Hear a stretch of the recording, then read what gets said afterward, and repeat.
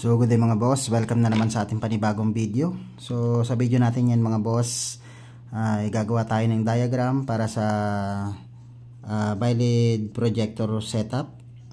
So applicable to sa kahit na anong motor mga boss, yung ganitong klaseng setup.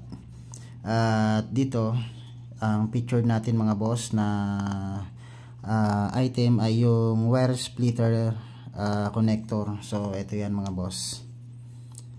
So ito madalas na rin tong ginagamit ng mga kilalang shop, at yun nga ginawa natin ng diagram.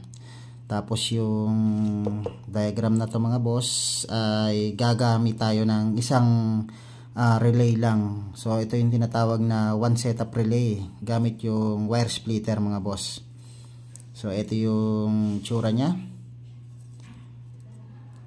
So yan, tabi natin dito mga boss. Dito ang setup natin ay isang relay lang. Gagamit tayo dito mga boss ng power relay na mataas yung kapasidad niya mga boss na mag-hold ng kuryente. So yan, meron tayong pwedeng magamit dyan na 80. So yan yung nakita kong mataas mga boss. Syempre kailangan natin ng fuse 10 ampere mga boss, 10 to 15 ampere yung ilagay natin dyan. Tapos eto positive, lagyan natin ng positive at negative.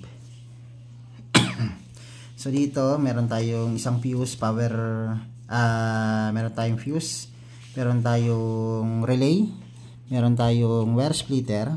So yan, eto yan. Tapos halo switch, RGB stock, tapos rod, tsaka yung ating projector light mga boss. At syempre yung represent ng ating switch at diode. Huwag natin kalimutan yung diode mga boss para mapagana natin yung ating high beam. So dito paliwanag ko mga boss, yung ating positive ng battery, connect natin yan sa 30. Pero bago yan dumating sa battery mga boss, kailangan lagyan natin ng fuse na 10 to 15 ampere. At yung 30 na yan mga boss ay tatagos yan dito papunta dito sa positive line ng ating wire splitter. So yan. So dito mga boss sa wire splitter wala namang ano siya, designate kung saan yung positive or negative, basta nasa sa inyo na lang yan. At yung ating 86 mga boss, connect natin yan sa battery, negative naman. Kung yung 30 sa positive, yung 86 naman ay sa negative. At diretso na siya dito sa ano, sa ating negative line mga boss. So yan, sa negative na to. Ito tanggalin natin to mga boss. Ito tanggalin natin to. Dapat dito lang siya kukuha sa lahat ng linya na to. So wag natin tong lagyan tong part na to mga boss. So yan, kailangan dito lang siya tatagos. Lahat ng accessories kailangan kung negative dito lang sa taas siya magko-connect. So mali tayo dito. Tapos yung 85 mga boss, connect natin sa ACC. Para pag once na nagbukas tayo ng motor o nag-on tayo ng motor, tsaka lang gagana yung ating relay.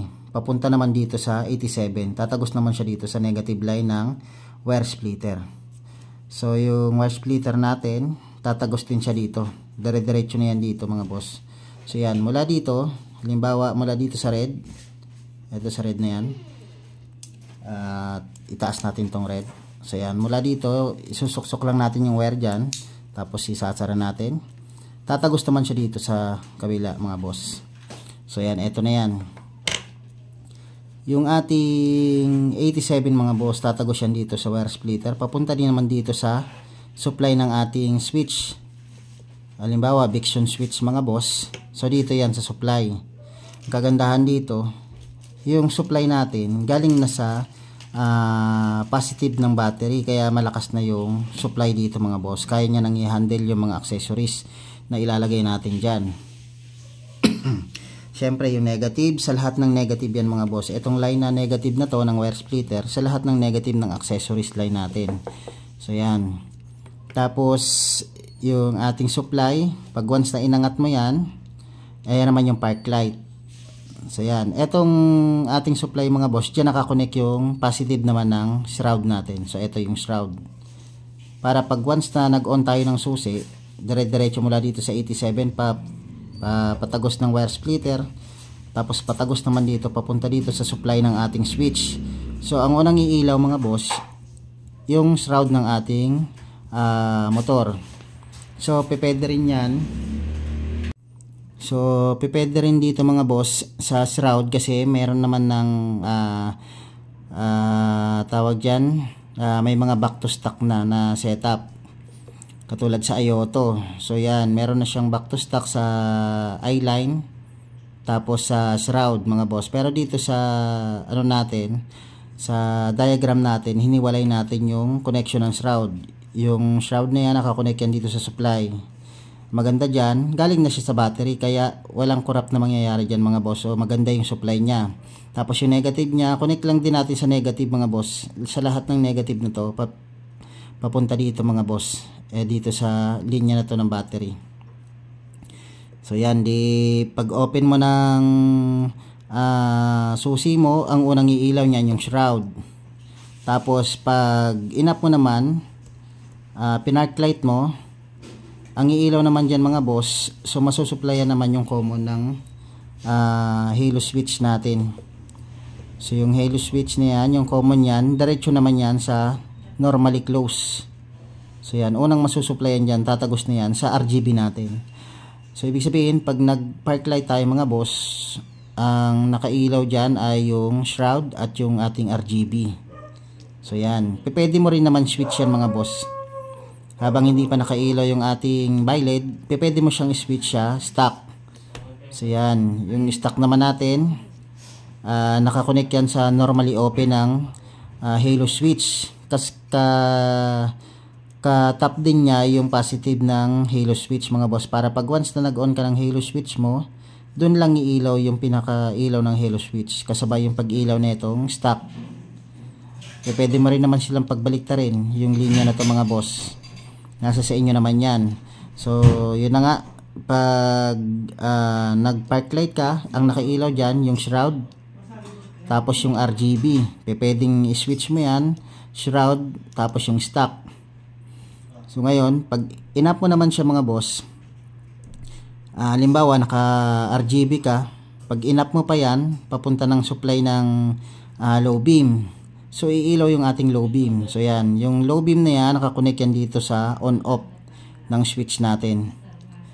So di ba dito dati meron tayo ditong nakalagay na power relay. So dahil meron na tayong relay dito mga boss, patagos ng wire splitter, so mataas na kuryente na o malakas na kuryente na yung dadaloy yan, kaya masusupply niya ng maayos itong ating biled projector. So nakailaw yung ating biled projector, tapos nakailaw yung ating RGB, pwede ka mag-switch ng stock habang nakailaw yung biled projector mo.